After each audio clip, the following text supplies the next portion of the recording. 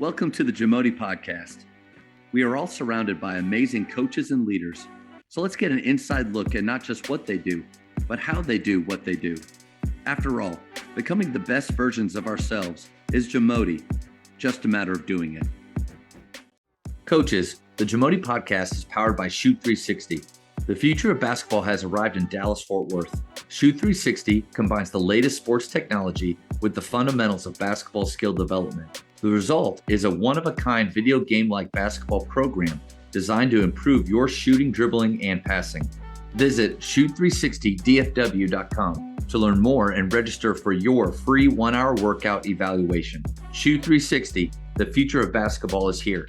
Got to ask you about leadership and the qualities that you see in great leaders, because I don't know if I've had a guest on that is more qualified to talk about this than you with your experience, not only as a coach, but before. So what are some qualities that you've seen in great leaders? There's two that just continue to stick out to me. And I've been trying to dive into this with some different projects that I'm working on, but passion and trust. And I'm going to dig into trust for a second. Trust it's one of those words that it can be hard to touch, kind of those intangibles.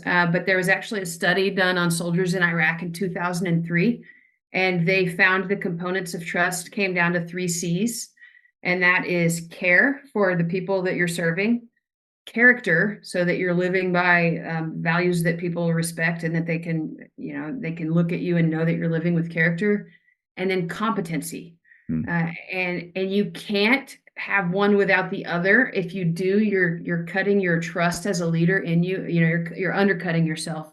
So you can think about great tactical, tremendous basketball coaches, but they don't care about their players, or they care deeply and they also know what they're talking about, but their character is not. It's in the dumps, and you can't really. It steals your trust with them in that regard.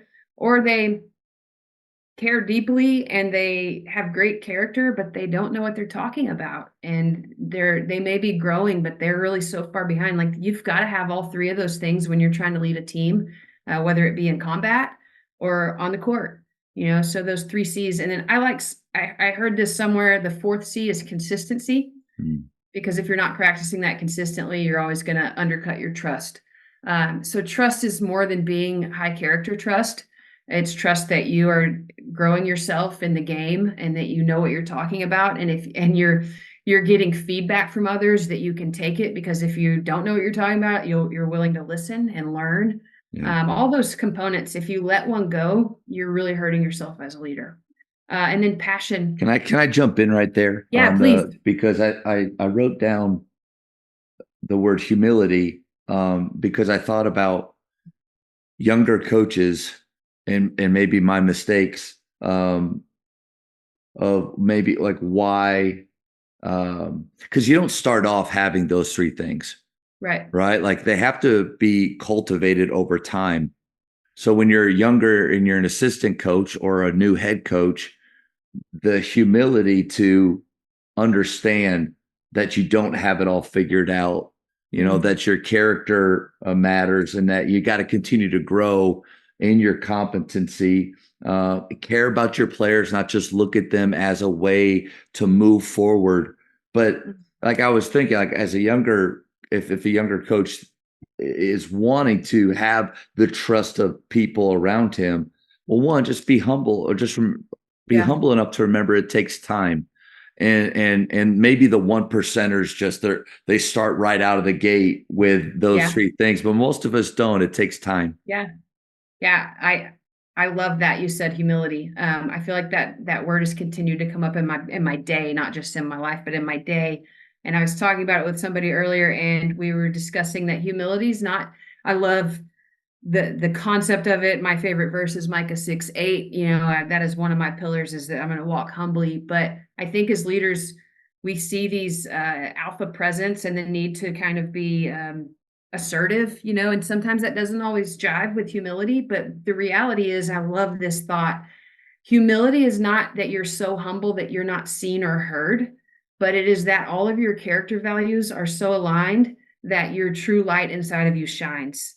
And so humility, and that like I got that from somebody in my cohort at Creighton, and I've just been sharing it. Like every time somebody says the word humility, I was like, understand that it's not just like, oh, I'm humble, like I don't know, like it's okay to walk strong Yeah. and be tall, but are your character values aligned to where you are loving and serving and just letting the best version of you shine, and then it not being about you. Mm. And that's, sorry, I just get excited. I could No, nerd and on humility. usually I obviously listening, but I try to think of like a direction or follow up to go, and I found myself just like so Love it. I Nerd don't out on have humility. Like, let's I go. don't have much to say. That was, and I was kind of locked in, but I could definitely see the connection between passion and trust, Mhm. because obviously the way that those four C's, work into trust. Passion to me is kind of like it's the gasoline, like Yeah. it makes it all go, because you can care, but if I mean, I think the level of passion you have something for something will elevate your care. You'll want to have the character to be like be reliable for the people that you're coaching. And then obviously, like my wife knows, it's hard to turn off the thought process of basketball and how can we be better. And these young guys that God's put in my life, like that, He's given me that passion for this. Uh, anyway, I'm gonna nerd out on passion too. Um, I was listening to a Tim Tebow, Ed Millette podcast, and Tim Tebow said that passion had a root that challenged our way of thinking about it. That passion is loving something so much that it's our sacrifice for it. We're willing to sacrifice for it. And he drew that back to the passion of Christ. And we think of passion as like, I love basketball, and I like scoring goals, but what does passion look like when it's hard? And like you said, turning that brain off. You love and care for your team so much. It's not always about the win. It's about you loving something so much that you're willing to sacrifice your own sleep for it. yeah. You're willing to wake up early for it. You're willing to sacrifice your, whatever it is in life for those things. So your passion for your family, your passion for your team, your passion for your purpose, it doesn't always, I think a lot of people think passion and they're thinking like making a shot and beating on your chest, but it's that thing that drives you. I think great leaders have passion. It doesn't always have to be seen. It's shown in how they wake up. It's Mm, shown in how what their calendar looks like. What are you passionate about? Show me your calendar. Show me, are you waking up early? Those things. I think when I say passion as a leader, it's not always the most fiery alpha in the room. yeah. It's really about deep, deep care and love that shows in your sacrifice. Mm. That's good. And you said something that made me think about, the the District of Doom that you're a part of, and the improvement that you had seen, in some of those areas with your team. I think it's a great example too of, with our teams, the passion and the trust, but sometimes defining success in different ways. If we only define success by a state championship, well, crap. I mean, Yeah. never been a success then, Yeah. and Okay. but I think when you're passionate and you have the trust of your players, but you also create that environment where they're feeling the same thing, man, that's success.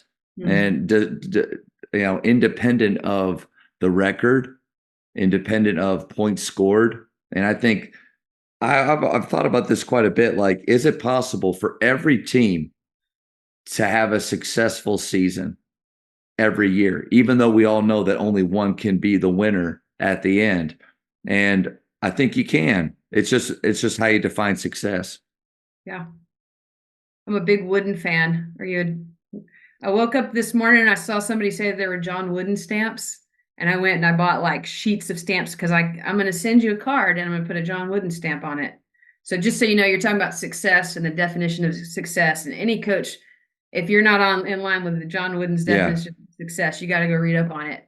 But that I'm so aligned with you there. I mean, I'm a huge fan of of what that meant to him. And you're right. It's the knowing that you did your best of being capable of the best you could be, you know, and I'm butchering his quote, No, that's good.